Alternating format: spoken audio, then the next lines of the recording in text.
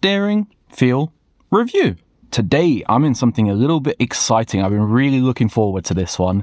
This is a Mazda 3 MPS. A massive thank you to Josh and everybody who has gotten involved with this series. I cannot express how much I appreciate you guys genuinely, because without you guys, there's no steering feel review. If you live close to me in this area and would like to see your car on steering feel review, drop me an email at the email address in the description or just send me an Instagram DM. There are two cars that I'm dying to test. In line with this car, it's older daddy, the Mazda 6 MPS. And the second, I clearly like Mazdas, RX-8. We need an RX-8 on steering feel review. This car has a wheelbase of 2,640 millimeters, which is shockingly long for a relatively small hatch. I cannot find information on the steering ratio, but the turns lock to lock is 2.7. Is this the same rack as my MX-5? Because my MX-5 is also 2.7 turns lock to lock. By popular demand, I've checked the tires on this car. The fronts are some Falcon ZE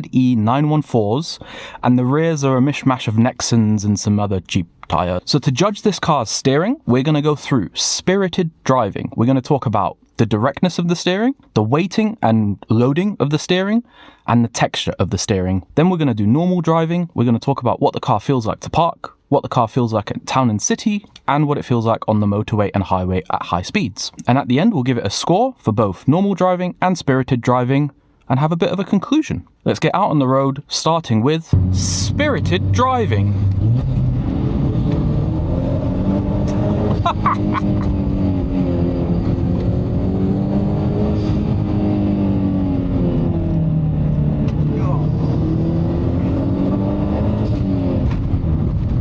So I'm gonna calm down. No, I'm not.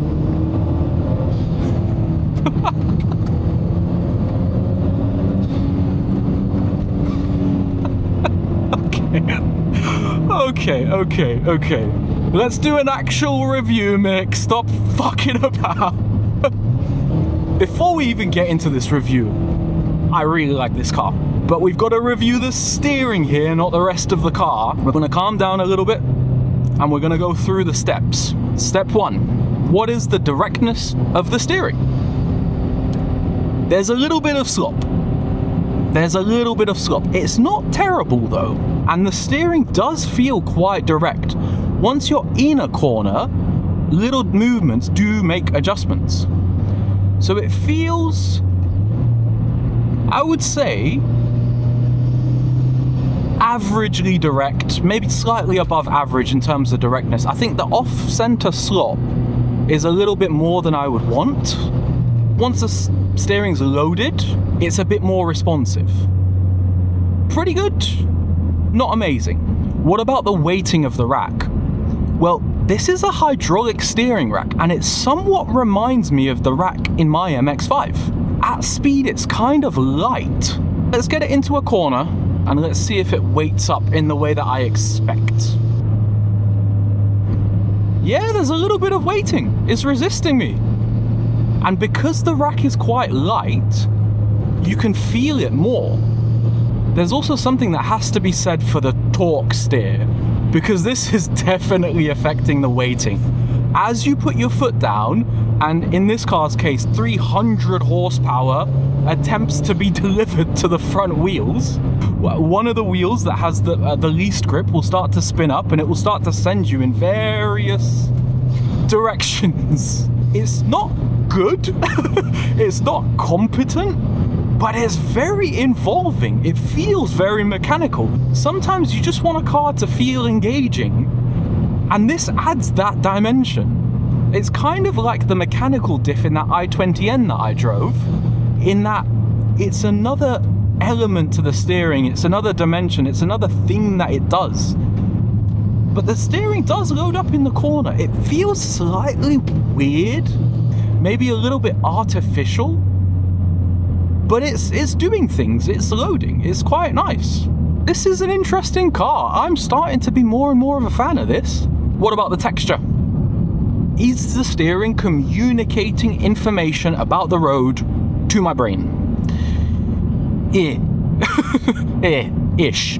There's a little bit of texture coming through, but it doesn't have that sense of, oh Mick, this section of tarmac is a bit greasier, this section of tarmac is a bit wet. There is something to be said for the fact that this car is on, apologies, Josh, Mr. Owner, questionable suspension, and I think that may be robbing some of the texture here, because this rack does feel very similar to my MX-5's rack, and I wonder if it uses a very similar design, in which case it should be able to convey some of that information, and it's kind of just not. It's a bit numb as far as texture goes. Even here, like, I should be able to feel that this is greasy, and I'm not. Parking. Well, it's very similar actually to my car. The steering gets a lot heavier at slower speeds. I don't think it's doing any speed adjusted stuff. It's a little bit heavier, but it's absolutely fine. It's not like a pig to drive like my car is, where you can't really turn it with one hand. This is, even dry steering it, it's absolutely fine. I think if I was to look at an alignment sheet on this car, it would probably have a lot less caster than my car. I have a feeling this is the same rack as my car with like 4 or 5 degrees caster. If I guessed that correctly without knowing it, I'm sick. So around town, I will say the suspension on this car makes it slightly sketchy to drive, just because I have to worry about potholes quite so much. But steering wise, it's not too bad. It's a little bit heavy and resists change a little bit, especially at lower speeds. But it's perfectly serviceable. As always, because it's a smaller car and it steers relatively directly, it feels very nice to nip in and out in traffic situations or anything like that. It's not really an issue. What is this car like at high speeds on motorways and highways? It's relatively stable. There's a nice bit of dead zone for going straight, which is always a good thing when you're talking about normal driving at higher speeds.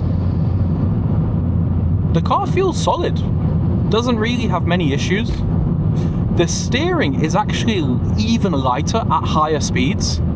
I now really believe this is a very similar rack to what's in my car, because it has the same trademarks. There's a linear rise in how light the steering is the faster you go, and they're both Mazdas made from a similar generation. They're both 2.7 turns lock to lock. I think something is going on Mazda parts bin style. That's not a bad thing though. Before I conclude and give you guys the scores, I've just got to give you my opinions on this car. This is one of the most fun, best cars I've driven yet. I had an absolute riot in this thing. Outside of the steering, the rest of the car is so good. Mechanical limited slip diff, a good amount of power. It's just a really, really fun thing to pilot down the road. I really enjoyed this car. Now the steering feel scores. So for normal driving, this is getting, we're going to go 4.5 out of 10. The reason it loses half a point is because the steering is quite heavy at low speeds. And I think just personally, the suspension annoyed me enough around town that I don't feel comfortable giving it a 5. As far as spirited driving, the steering is pretty direct, although the off-center response isn't quite quick. It's pretty connected. The weighting is fantastic. It's quite light, but it loads up in corners. There's not a huge amount of texture, which is a shame and will go against this car. And that mechanical limited slip diff between the front wheels is pulling this car all over the place, and it's not competent, but it's very involving. So I actually think it's quite good. I'm also going to give this car, like the Hyundai i20N, a 6.5 out of 10. I think that's a very fair score. I think compared to that i20N, the i20N is a better all-rounder, and this steering is a bit more extreme. It does a few more things that are a bit weird, but good. It's definitely an experience. If you ever get the chance to drive one of these cars, take it. It's really cool. YouTube wants you to watch this video, but I think this previous episode of Steering Feel Review is the one for you. My name's Mick. I drive cars. Peace.